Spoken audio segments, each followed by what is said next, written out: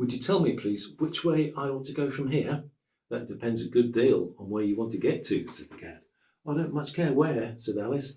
Then it doesn't matter which way you go, said the cat. As with any area of life, it is really important to have the end goal in sight.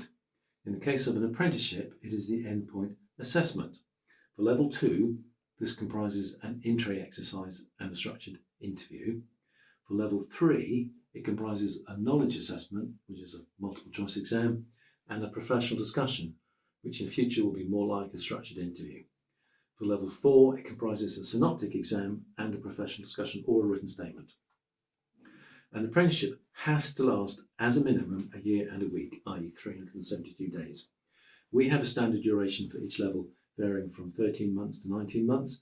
However, we need to liaise with you over what your plans are.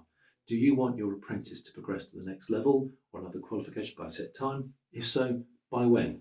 We can work back from then to establish the milestones necessary to reach the end goal by the planned date and at the right level of performance, i.e. are we aiming for a pass, a merit or a distinction? At level 2 and 3, the level 2 certificate in accounting and level 3 diploma in accounting are now both mandatory qualifications, which means that an apprentice has to achieve evidence that they have achieved them before they reach gateway, which is when they're able to schedule the endpoint assessment. In general, it takes 6 weeks for the final AAT certificate or diploma exam to be marked and reported. Therefore, if your apprentice is aiming to complete as soon as possible, we need to be planning the final AAT exam after about 10.5 months. The remaining 6 weeks before gateway can then be used to really prepare them for their endpoint assessment. The apprenticeship has been completed once the 2 elements have been sat, not when their results have been received, which will often be 6 weeks later.